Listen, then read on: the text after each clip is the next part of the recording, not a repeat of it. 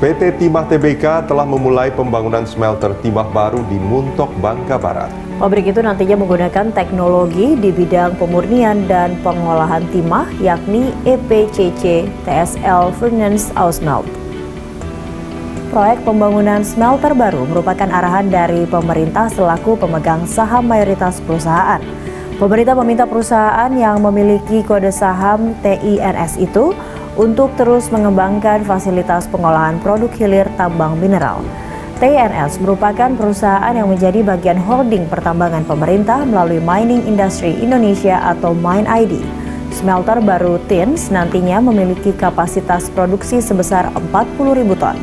Perusahaan bekerja sama dengan PT Wijaya Karya Tbk untuk menggarap proyek itu. Waktu pengerjaan smelter diperkirakan sekitar 19 bulan sejak peletakan batu pertama. Manajemen TINS memerlukan dana investasi sebesar 80 juta dolar Amerika untuk proyek smelter. Pendanaan itu berasal dari skema pinjaman perbankan serta Export Credit Agency atau ECA.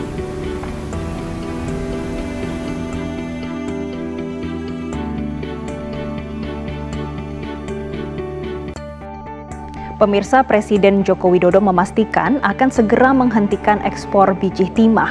Langkah tersebut dilakukan untuk memperkuat hilirisasi bahan tambang di dalam negeri agar memberikan nilai tambah bagi Indonesia.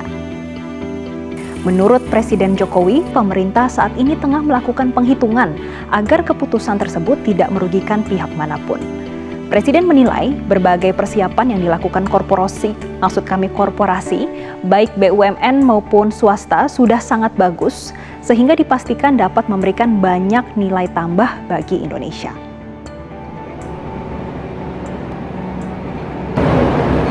Ini menunjukkan keseriusan kita dalam rangka hilirisasi timah.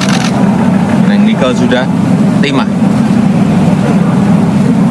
Boksit, semuanya akan saya ikuti dan ini nanti akan selesai November dan kita harapkan pergerakan hilirisasi di timah akan segera mengikuti seperti yang kita lakukan di nikel, tapi kita belum berhitung kapan akan kita stop ekspor bahan mentah timah. Baru kita hitung semuanya. Nanti kalau udah hitungannya matang, ketemu kalkulasinya, akan saya umumkan stop misalnya tahun depan atau stop tahun ini bisa terjadi. Jadi saya kira kesiapan dari smelter baik milik BUMN maupun milik swasta harus kita kalkulasi. Presiden Joko Widodo berkunjung ke unit metalurgi Muntok milik PT Timah Tbk.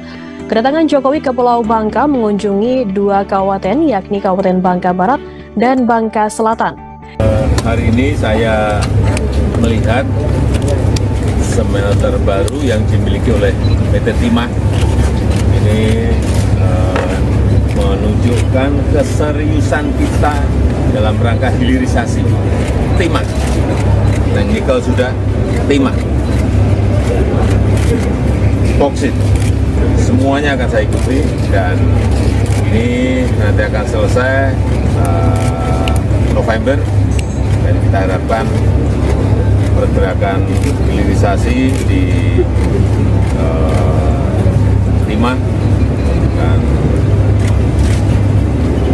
segera mengikuti seperti yang kita lakukan di nikel, tapi kita belum berhitung kapan akan kita stop ekspor bahan mentah timah dan baru kita hitung semuanya sehingga nanti semuanya berjalan dengan baik. Presiden Joko Widodo meninjau proyek pembangunan smelter PT Timah Tbk di Bangka Barat, Kepulauan Bangka Belitung. Pembangunan smelter tersebut, kata Presiden Jokowi, merupakan bukti keseriusan pemerintah dalam rangka hilirisasi timah. Setelah hilirisasi nikel, pemerintah terus mendorong hilirisasi bahan tambang lainnya di antaranya timah dan bauksit. Presiden Jokowi mengatakan ekspor raw material atau bahan mentah harus segera dihentikan. Menurut Presiden Jokowi, bahan tambang sudah saatnya masuk ke industrial downstreaming sehingga memiliki nilai tambah. Presiden Jokowi berharap rencana hilirisasi timah segera terrealisasi supaya memberikan nilai tambah industri dalam negeri serta membuka lapangan pekerjaan yang besar. Pemerintah saat ini sedang menghitung kapan waktu yang tepat dan memastikan kesiapan smelter, baik milik BUMN maupun swasta, sebelum menghentikan ekspor bahan mentah timah dan memulai hilirisasi timah. Penghitungan harus dilakukan dengan matang agar tidak ada pihak yang dirugikan.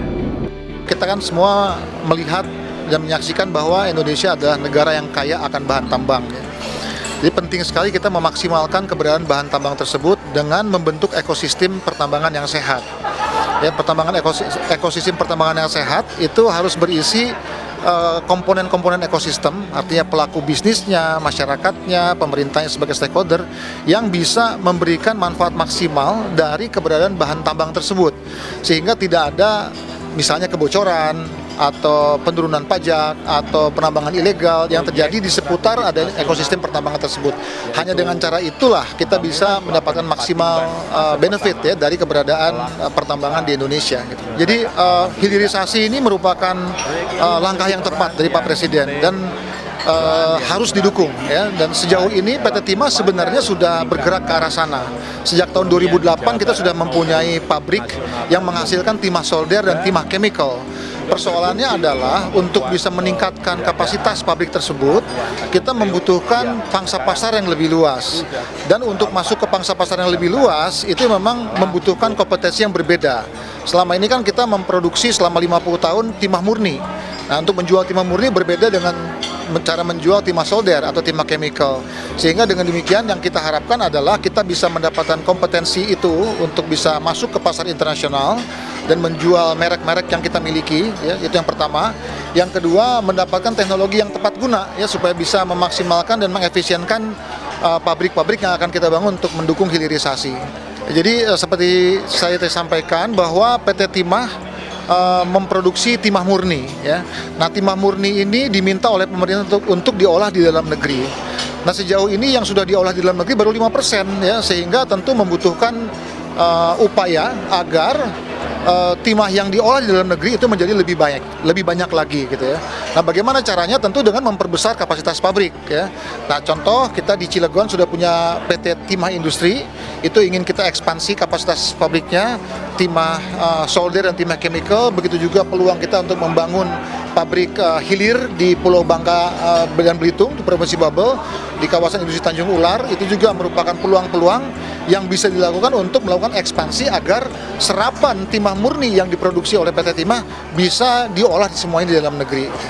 Untuk mendapatkan nilai tambah maksimum, kita harus masuk ke tier 3 atau tier 4 dari industri timah. Sementara pabrik yang kita kembangkan saat ini itu sampai ke tier 2 dan tier 3, yaitu menghasilkan timah solder dan timah chemical. Nilai tambahnya memang baru 2 kali lipat dari situ, tapi multiplier efeknya itu akan jauh lebih banyak. Nah, kalau pemerintah mempunyai keinginan untuk mendapatkan nilai tambah yang jauh lebih besar, maka memang kita harus masuk ke tier berikutnya, yaitu pabrik semikonduktor, electric vehicle, ya, kemudian solar panel yang sudah langsung berhubungan sama konsumer gitu. Jadi cadangan PT Timah seperti sudah diekspos bahwa itu kurang lebih 300.000 ton, itu di luar cadangan yang dimiliki oleh perusahaan-perusahaan lain ya. Nah, dengan cadangan 300.000 ton ini tentu kita mempunyai rencana untuk bisa menambang 10-15 tahun ke depan. Di luar itu kita masih mempunyai resources sumber daya kurang lebih 1 juta ton.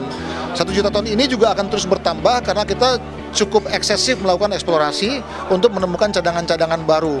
Harapannya tentu saja sustainability dari perusahaan bisa kita capai dan produksi timah bisa terus berjalan dengan baik.